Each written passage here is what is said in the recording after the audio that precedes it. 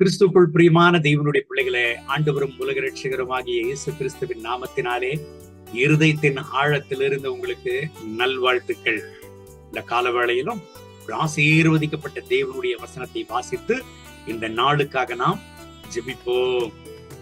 மத்தேயு எழுதின சுவிசேஷம் 6வது அதிகாரம் 6வது வசனம். நீயோ ஜெபம் பண்ணும்போது உன் அறை வீட்டுக்குள் பிரவேசித்து உன் கதவை பூட்டி அந்தரங்கத்தில் இருக்கிற உன் பிதாவை நோக்கி ஜெபம் பண்ணு. அப்பொழுது அந்தரங்கத்தில் பார்த்து உன் பிதா வெளியரங்கமாய் உனக்கு பலன் அளிப்பார். என் அன்பு தேவனுடைய பிள்ளைகளை, ஆண்டவராகிய இயேசு கிறிஸ்து தன்னை சார்ந்திருந்த, தன்னோடு கூட இருந்த, தன்னை தேடி வந்த கர்த்தருடைய ஜனங்களுக்கு மலை பிரசங்கத்தில் சொல்லப்பட்ட ஒரு மகத்துவமுள்ள கர்த்தருடைய வார்த்தை இது. ஆண்டவர் குறிப்பிட்டு சொல்லுகிறார், வெளிப்புற சரிபார்ப்பை தேடுவதை விட உண்மையான பிரார்த்தனை மற்றும் கடவுளுக்கான தனிப்பட்ட உறவின் முக்கியத்துவத்தை இந்த வசனம் எடுத்து காட்டுகிறது. ஆண்டவரோடு கூட தனிப்பட்ட வாழ்க்கையில கொண்டிருக்கிற உறவின் முக்கியத்துவத்தை கர்த்தர் இந்த இடத்துல எடுத்து காட்டுகிறார். இந்த கடைசி நாட்களை நம்ம வாழ்ந்து கொண்டிருக்கிறோம். ஆண்டவரோடு கூட நம்முடைய வாழ்க்கையை இணைந்திருக்க வேண்டும்.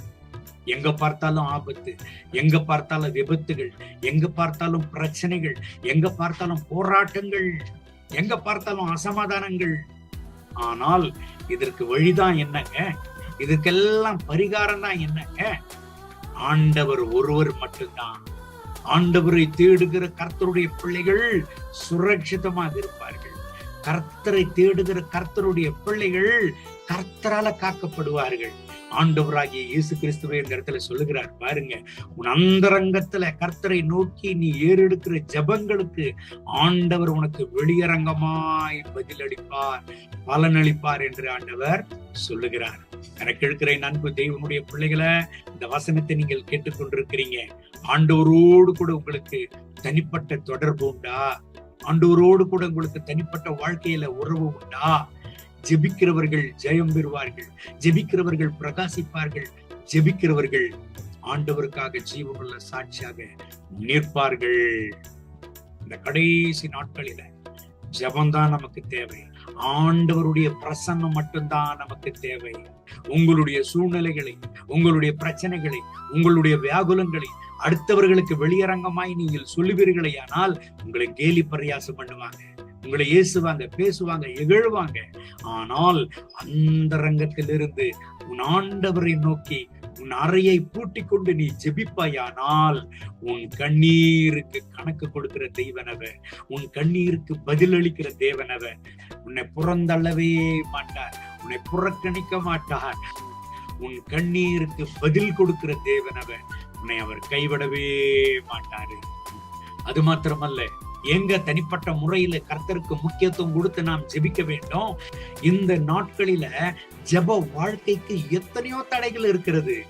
கையில் இருக்கிற மொபைல் தடையா இருக்கிறது, கூட இருக்கிறவர்கள் தடையா இருக்கிறார்கள், சுற்றிலும் இருக்கிற சூழ்நிலைகள் தடையாக இருக்கிறது. ஆகவே தான் ஆண்டவருடைய திருசமூகத்தில் அறையை பூட்டி ஆண்டவருடைய திருசமூகத்தில் தன்னந்தனியாக கர்த்தருடைய திருசமூகத்தில் ஜெபிக்கிற பொழுது அவர் வெளியரங்கமாக பதில் தருகிறார். இந்த நாட்கள் அநேக கர்த்தருடைய பிள்ளைகள் அதிகாலையில் எழுந்து ஜெபிக்கிறதை பார்க்க முடிகிறது. அதிகாலையில் எழுந்து ஆண்டவரை நோக்கி அழைக்கிறதை பார்க்க முடிகிறது. என் அன்பு தேவனுடைய பிள்ளைகளை, நீங்களும் ஒருவேளை கண்ணீரோடு ஜெபித்துக் கொண்டிருக்கிறீங்களா? கண்ணீரோடு கர்த்தரை நோக்கி கதறி கொண்டிருக்கிறீங்களா? ஆண்டவரை நோக்கி அழைத்துக் கொண்டிருக்கிறீங்களா? கவலைப்படாதீங்க. அந்தரங்கத்தில் நீங்கள் ஆண்டவரை பார்த்து அழுது ஜெபித்துக் கொண்டிருக்கிற உங்களுக்கு வெளியரங்கமாய் கர்த்தர் பதில் அளிப்பார். வெளியரங்கமாய் கர்த்தர் உங்களுக்கு பதில் அளித்து எல்லா ஜனங்களுக்கும் உங்களை சாட்சியாக நிறுத்துவார். உங்கள் அறையை பூட்டி தனிப்பட்ட முறையில் கர்த்தருடைய சமூகத்தில் நேரத்தை செலவிடுங்க, ஜெபம் பண்ணுங்க. கர்த்தர் உங்களை ஆசீர்வதித்து இன்னமும் பெருக பண்ணுவார். உங்கள் எல்லைகளை விசாலமாக்குவார். உங்கள் ஜெபங்களுக்கு பதில் அளிப்பார். இந்த கர்த்தருடைய வார்த்தையின்படி உங்களை ஆசீர்வதித்து இந்த நாள் முழுவதும் நடத்துவாராங்க. ஜெபம் பண்ணுவோமா? அன்பின் ஆண்டவரே, இந்த காலவெளியில் என்னோடு சேர்ந்து ஜெபித்துக் கொண்டிருக்கிறேன் அன்பு சகோதர சகோதரிகளுக்காக ஜெபிக்கிறேன். இவர்களை ஆசீர்வதிங்க. கர்த்தருடைய மனதுருக்கும் வெளிப்படட்டும், தெய்வ பிரசனம் சமாதானம் வெளிப்படட்டும். ஆண்டவரே, என்னென்ன குறிப்புகளுக்கெல்லாம் இவங்க ஜெபம் பண்ணி கொண்டிருக்கிறாங்களோ, என்னென்ன காரியங்களுக்கெல்லாம் உடைய சமூகத்துல ஆண்டவரே அழுது புலம்பி ஜெபித்துக் கொண்டிருக்கிறாங்களோ, அந்த ரங்கத்துல அழுது நொறுங்குண்டவர்களாய் வேதனையோடு வியாகுலத்தோடு புலம்பிக் கொண்டு உடைய சமூகத்தில் ஜெபித்துக் கொண்டிருக்கிறார்களோ, வெளியரங்கமாய் இவர்களுக்கு பதிலை தாரும். இவர்கள் வியாதிகளை சுகமாக்கி, கண்ணீரை துடைத்து, ஆபத்துகளை மாற்றி, கஷ்டங்களை மாற்றி, கடன் பிரச்சனைகளை மாற்றி, மரண படுக்கையை மாற்றி, ஆண்டவரே இவர்களுக்கு நல்ல ஒரு விடுதலையை தந்து நீர் இவர்களை ஆசீர்வதித்து எல்லா ஜனங்களுக்கு முன்பதாக சாட்சியாக நிறுத்துவீராக. கர்த்தருடைய மகிமையின் கரம் அளவில்லாமல் இவங்க மேல வெளிப்படட்டும். மகிமை, கனம், துதி உமக்கே. இயேசுவின் நாமத்தில் பிதாவே, ஆமென், ஆமென்.